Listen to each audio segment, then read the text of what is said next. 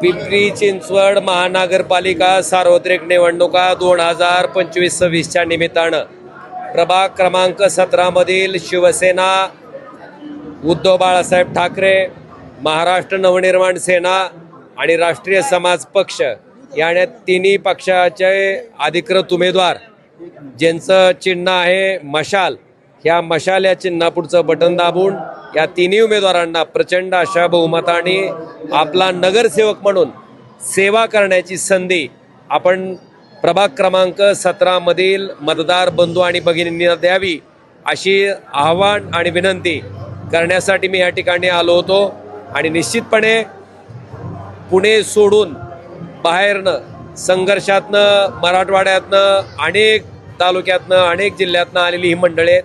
अंगाच्या कपड्यानिशी इथं येऊन स्वतःचं विश्व निर्माण करणारी ही सगळी माणसं आहेत आणि निश्चितपणे स्वतःची सत्सद विवेकबुद्धी जागृत ठेवून प्रामाणिक माणसाला, निष्ठावंत शिवसैनिकाला हे सर्व मतदार नगरसेवक बनवण्यासाठी त्यांचं अमूल्य मताचं दान करतील ही आशा आणि अपेक्षा आहे।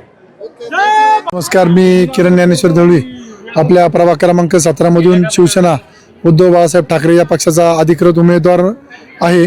आज या ठिकाणी धाराशिवचे लोकप्रिय, महाराष्ट्राचे लोकप्रिय खासदार ओमराजे निंबाळकर यांची आज या ठिकाणी सभा होती आणि सभेला प्रचंड गर्दी होती, जी स्वतःहून आलेली होती। फक्त राजेंना ऐकण्यासाठी या ठिकाणी ते सगळे या ठिकाणी उपस्थित होते आणि त्यांनी सर्व नागरिकांना, सर्व मतदारांना एकच आवाहन केलं की या 2 दिवसात कुठल्याही आमिषाला, कुठल्याही जेवणा खावणाला असेल, पैशाला असेल बळी पडू नका आणि चांगल्या माणसाला मतदान करा, हे त्यांनी सर्वांना आवाहन केलं।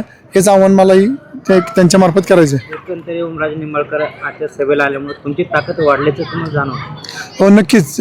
राजे आल्यामुळं संपूर्ण आज जो मराठवाडा आहे, मराठवाड्याचे लोक या ठिकाणी उपस्थित होते आणि हे सगळे त्यांनी जे सांगितलं ते सगळे त्या लोकांना पटलेलं आहे। या ठिकाणी जे नागरिक आले होते त्यांच्या भावना काय?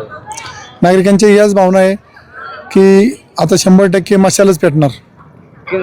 मग असे राजे देखील म्हणाले तुम्ही बोलण्यामध्ये पटायत नाही पण काम करण्यामध्ये पटायत, या गोष्टीकडे कसं पाहता?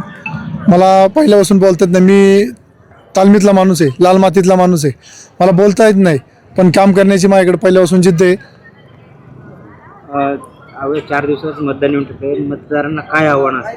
मतदारांना हेच आव्हान आहे की चांगल्या माणसाला, जो तुमचं काम करणारे, 24 तास तुमच्यासाठी उपलब्ध राहणारे, अशाच माणसाला तुम्ही निवडून द्या।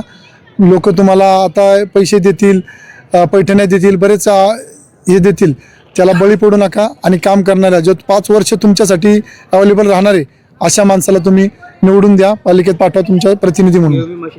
सर्व मतदारांना मी आवाहन करतो की येत्या 15 जानेवारीला सर्वांनी मशाल या चिन्हावरती मतदान करा आणि प्रचंड बहुमताने मशालीचे सर्व उमेदवार निवडून द्या।